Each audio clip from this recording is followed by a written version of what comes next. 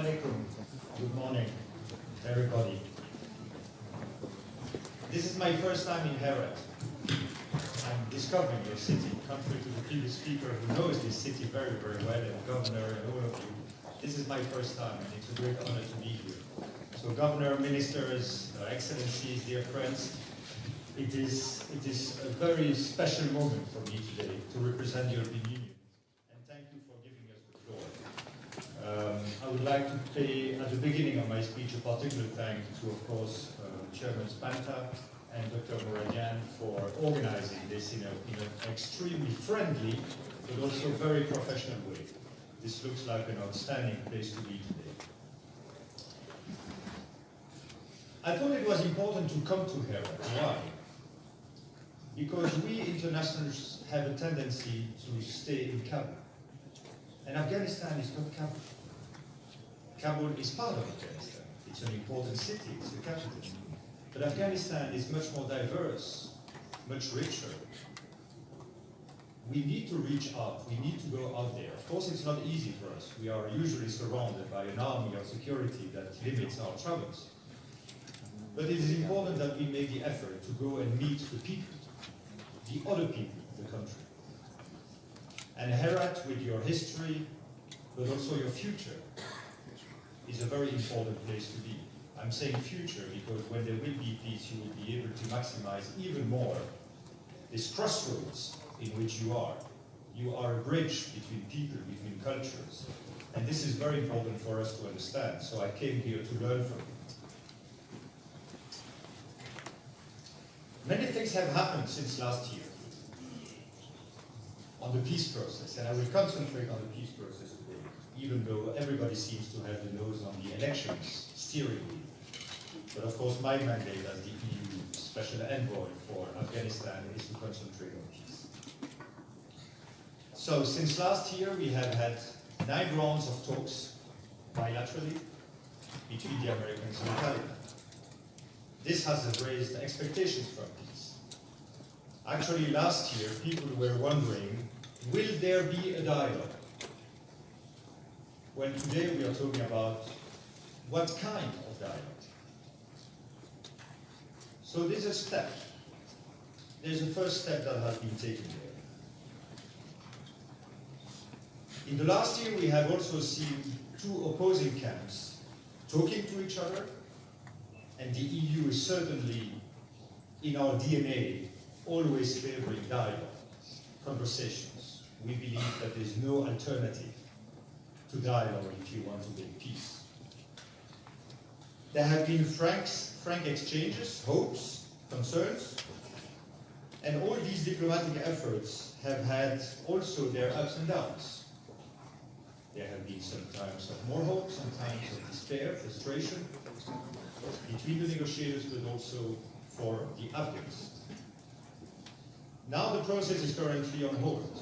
It's paused, but we very much hope it's not stopped.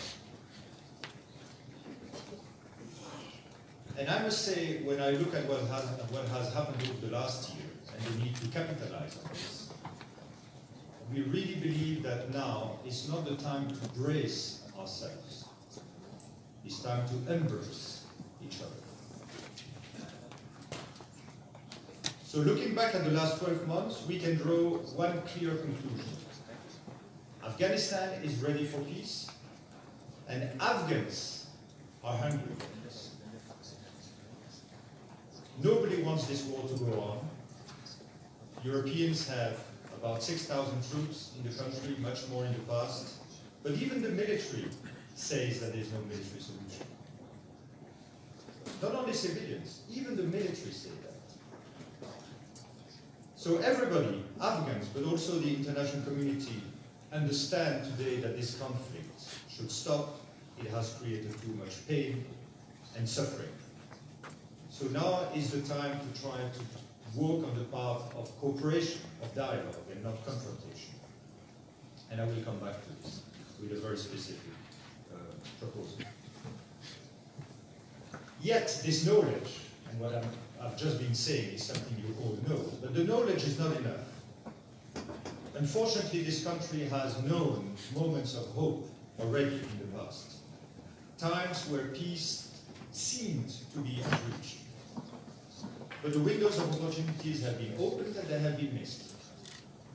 They have been closed again and again. So it's not enough to create a peace moment. We must capitalize on these efforts. If you're running a marathon, and very recently marathons have become very short, because one extraordinary man has managed to do that under 2 hours. If you run a marathon, you can't stop before the finishing line. You need to capitalize on your efforts. The final kilometers are usually the hardest, the moment when exhaustion takes over, when all the pains and difficulties hit you, and when at every turn it reveals yet another endless part of the road. But you need the strength to finish and to go to the finishing line. And this is the feeling we have now. We are in the marathon. We don't see the finishing line yet. But it's time to continue the effort and certainly not stop because of fatigue. Several countries around the world have actually managed to do that recently. They made peace internally, they made peace with their neighbors. Ethiopia is the last one. And the Prime Minister of Ethiopia got the Nobel Prize for it. So I dream next year of a Nobel Prize for Afghanistan. Not for the prize itself, but for what it means for the Afghans.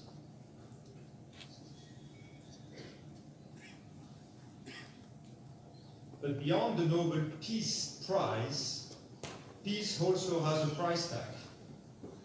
It takes courage, maybe even more than fighting, to make peace. Many people believe that waging war is a sign of courage. Well, making peace is much more difficult, much more.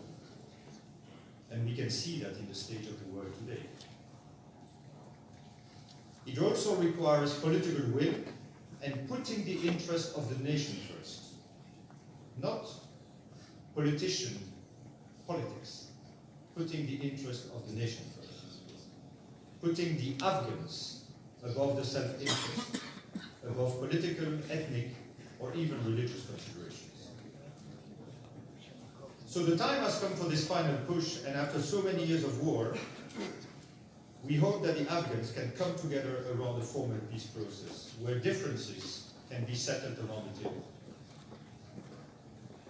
You can argue, you can disagree, you can fight, but not on the battlefield, around the table. And this is where you create the prospect for a lasting peace, not only peace. And I agree with the church. It's not only peace, it's a lasting peace. And not a quiet peace in the graveyard. So I would like today to convey 5 messages. Sorry, Chairman, I have less than you. 5 small points. The first one is that the US Taliban talks have been paused. They need to resume. They need to finish what they have started. But this is the beginning, it's not the end. This is not a peace process. It is a part of the process which should pave the way for the real Afghan peace process between Afghans. We are sadly reminded every day that civilians are paying the highest price for that.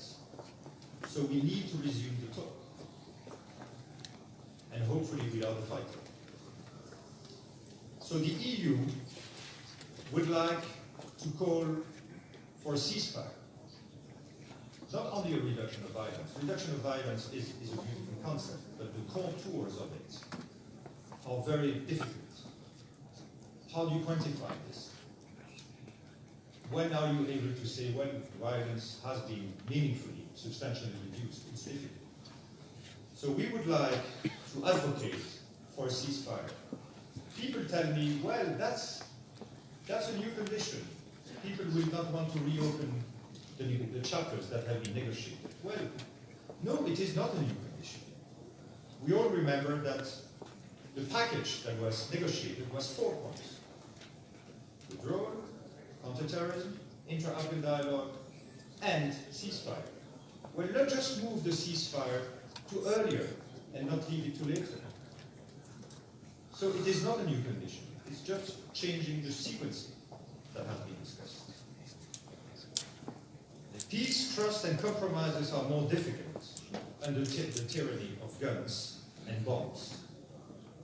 But what I also want to say is that even though the talks between the Americans and the Taliban will take time to resume or will not resume, I think this should not prevent the intra-Afghan negotiations to start. In whatever circumstances, they should start. So they should not be dependent. My second point. The peace process must consolidate, not erode, the incredible achievements of Afghanistan over the last 18 years. And of course, much before that, in your beautiful history. The pursuit of peace must not come at the cost of fundamental values. We must avoid the temptation to sacrifice the hard, really hard-earned democratic gains in pursuit of a quick fix, because we would risk reaching a state where we would have no peace and no democracy. Peace and democracy go hand in hand. They support each other. And when you look at many countries around the world today, you can see a very clear illustration of that. Number three, and this is a message I want to make clear to all the different constituencies in this country. Many people believe that internationals are there forever. Well, first, they should not be in the country forever. This is Afghanistan. That's a country that should be populated by Afghans, not by foreigners, particularly ministers. But also the support of Afghanistan. Afghanistan is a country that has its own wealth and that will one day, very soon, I hope, be able to stand on its own feet, not being dependent on aid. Aid should always be something that is as short as possible.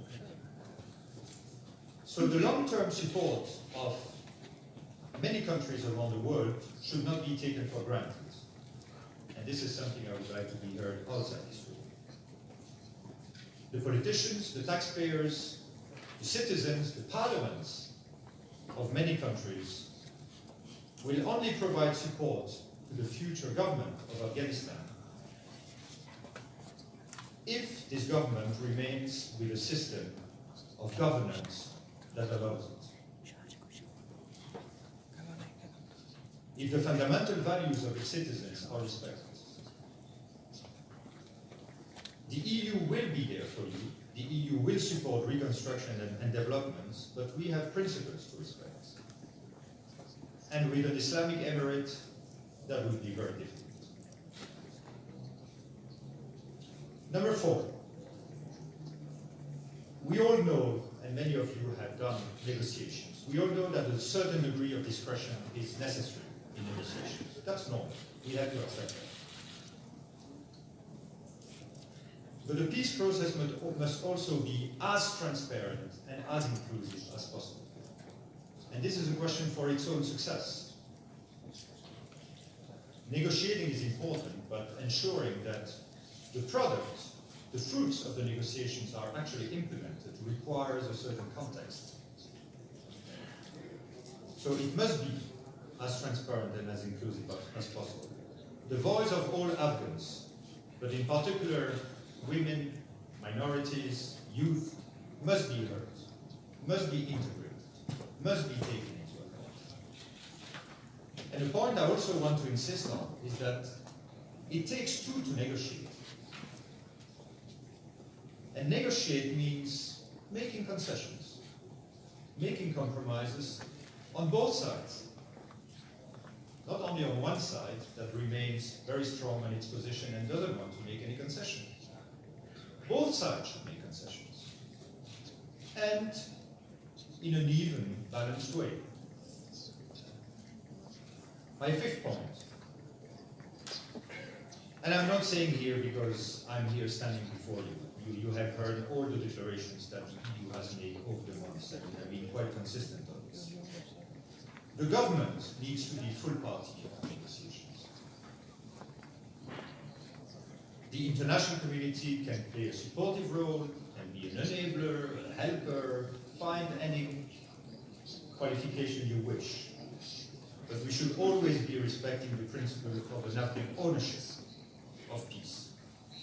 If we want to create peace, not only to create peace, but ensure that the peace will last, let's not deviate from this principle, which actually we have all agreed to many, many times over the past, but that sometimes is forgotten. So on the basis of these 5 points, I can assure you that the EU, with all its partners, and we have a number in the room here, all its international partners, but also with all Afghan constituencies, we are there to support your efforts. But again, insisting on the fact that these must be Afghan efforts, talks between Afghans, where you decide on your own future. The EU is also ready to stick its neck out and be a guarantor of the peace agreement and of the peace process, if this is required by the Afghans. But this is your decision. I think you have to decide on who will guarantee your process in your agreement, not us. This is something that is made upon request. Earlier this week, I met with President Ghani and Chief Executive Abdullah, and they both passed the message to me that they would like to see more EU, more support to the peace efforts at all stages, before the negotiations, during the negotiations, after negotiations, and after the peace process. So the EU now, in this very particular phase in which we are, where a lot of people wonder where we actually stand, the EU is advocating for the launch of a transparent and inclusive intra-Afghan peace process, accompanied by a ceasefire. Not putting the ceasefire for later. For when? Under what conditions? Now, to give a better chance to the talks, but also to the fruits of the talks. Once the peace process will be launched, the EU will provide political and technical support, amongst other things, to make the process more inclusive. And we have developed, it's up and running already, a specific European peace mechanism in order to help with that. I also want to insist that I'm talking, but I want to also be the spokesman of the international community, because there are very important countries in the region that are your first neighbors, and this is your first concentric circle. It is normal. We are far away, but nevertheless we have a keen willingness and appetite to support you. But our involvement in the peace efforts is really complementary to the role of what countries in your neighborhood, but also a bit further away, are trying to do. We try to include security and counterterrorism guarantees, but we must know that these guarantees are more likely to be respected in a stable environment. And this is where the long-term work is complementary and matches the short-term ambitions.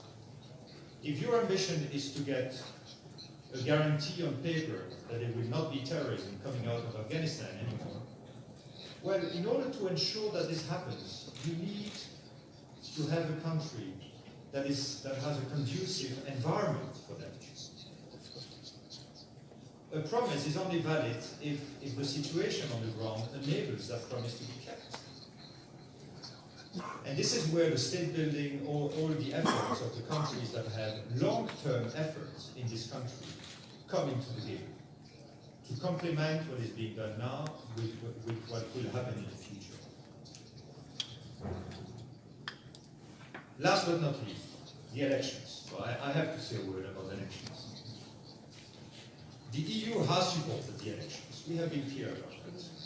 Some had more doubts. We have always been very clear, quite vocal in supporting the elections. Actually, our line was to say, well, there are two things that are considered sometimes as competing: peace and elections. Well, first of all, we do not see them as competing. We see them as complementary. I do not see why elections should be contradicting peace. It can add an extra layer of complexity, yes, but we should not forget that this is based on the Afghan Constitution. And the Constitution and the constitutional order should be respected, should be respected. So we have supported the holding of elections, and we have also wanted that there be an Afghan peace process that runs in parallel. So not stopping one, waiting for the other one, not stopping the other one, waiting for the one, going for the two together. And in this particular moment in which we are, which is this sort of limbo, we have no results of the elections, we hope to have them soon, we have no real anything happening on the peace front, we're waiting. Well, a reason more to continue to work on both, to try to resume the peace talks, but also to try to finish the elections. There was obviously a low turnout, but I must say I tend personally to look at it very differently. I wonder in how many countries of the world, in front of intimidation, threats, and insecurity, about 2 million people would have gone out to vote at the risk of their lives. I think Afghans have taught a lesson to the world. I can't think of any other country where you would have seen people as brave as risking their life just to cast a ballot. So yes, the numbers are not as expected, but the numbers are very high compared to the situation. So the result of the elections will be announced soon, we hope, and we'll see whether it's going to be first round, second round. But what is important is that Kabul now, and there I really talk about mainly Kabul, has a responsibility to prove that the constitutional order leads to order. The higher interest of Afghanistan must be the driving force behind unity around peace. Politicians disagree on many things. They can disagree on social policy, on development policy, on justice, on energy, on anything. But they should unite at least around one thing, and that is to work on the security, stability, and peace in Afghanistan. That should be a uniting factor that should not even need a discussion between them. That should be an obvious thing. And that should prevail over all other considerations. So all politicians in Kabul now must show the statesmanship and the responsibility that is needed for this place. The next president, whoever it is, will negotiate peace. So it is in his interest to have a solid mandate, a legitimate mandate, based on full transparency, on a result that is accepted by everyone. I will finish here in hoping that this conference, and I would really much look forward to hearing all the different expertise, outstanding speakers that I have seen on the program, and that we can discuss what are the ways and means, how we can revive and strengthen the peace process, how we can redouble efforts to make it happen, and maybe to have a very different kind of conversation next year when we meet again here in Herat. So we have indeed taken a breather in the marathon, but we must now resume the run and head towards the finishing line. Let's make the process inclusive, transparent, fair,